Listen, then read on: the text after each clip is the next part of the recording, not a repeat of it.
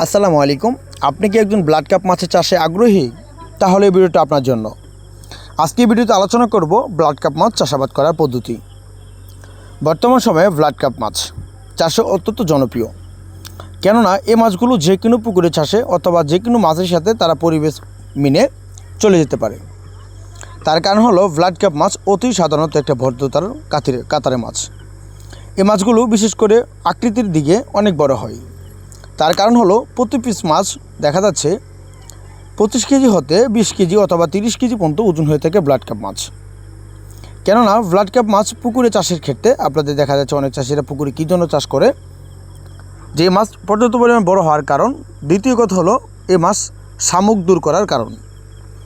যে পুকুরে পর্যাপ্ত পরিমাণ শামুক থাকে অথবা বেশি ছেনই অথবা আপনার সাধারণতভাবে যেগুলো বলে থাকি, শামুকের জন্য অন্য মাছ হচ্ছে না পুকুরে। বেশি থাকা শামুকের পুকুরের কারণে খাদ্য প্লান্টন অথবা সঠিকভাবে মাছগুলো অন্য কাপজাতীয় মাছ চাষাবাদ করার ক্ষেত্রে দেখা যাচ্ছে প্লান্টন অথবা যে কোনো জিনিস জিনি পোকা নষ্ট করে থাকে অথবা শামুক নষ্ট করে থাকে।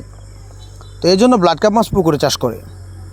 ব্লাড কাপ মাছ বিশেষ করে যে কোনো মাছের সাথে আপনি যদি বলেন রেনু মাছের সাথে কি এই মাছগুলো নার্সিং করে বা যদি ওই পুকুরে ফেলাই বা আমরা রেনু মাছ হচ্ছে না, শামুক অনেক নষ্ট করে ফেলাই বা দেখা যাচ্ছে রেনু মাছ করতে পারতেছি না শামুকের জন্য, তাহলে আপনি ব্লাড কাপ মাছ দিতে পারেন। কেননা ব্লাড কাপ মাছ অন্য একটা মাছকেও ক্ষতিগ্রস্ত করবে না। ব্লাড কাপ মাছ অনেক চাষিরা মনে ভাবে যে ব্লাড কাপ মাছ আমাদের ক্ষতি করবে বা আমাদের অন্য মাছ খেয়ে ফেলার সম্ভাবনা রয়েছে কি না, এরকম কিছু। তা আসলে ব্যাপারটা এমন কিছু না, অন্য মাছ কিন্তু ক্ষতিগ্রস্ত হবে না। যে সকল চাষি ব্লাড কাপ মাছ যদি রুই মৃগেল অন্য কাপ জাতীয় মাছের সাথে বা ভ্যারাইটিস মাছের সাথে চাষ করতে চাই, চাষ করতে পারে।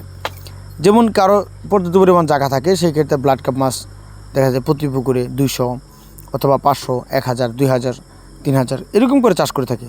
আর এককভাবে ব্লাড কাপ মাছ চাষ করতে পারেন। কিন্তু বিশেষ করে ব্লাড কাপ মাছের খাদ্য শামুক।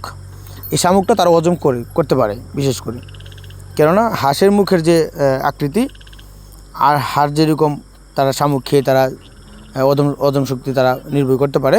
তো ব্লাড কাপ মাছ এরকম একটা মাছ। আর বিশেষ করে ব্লাড কাপ মাছের আরেকটা খাবার, যে কিছু কিছু পরিমাণ ফিট খাবার দিলেও ব্লাড কাপ মাছ খাই।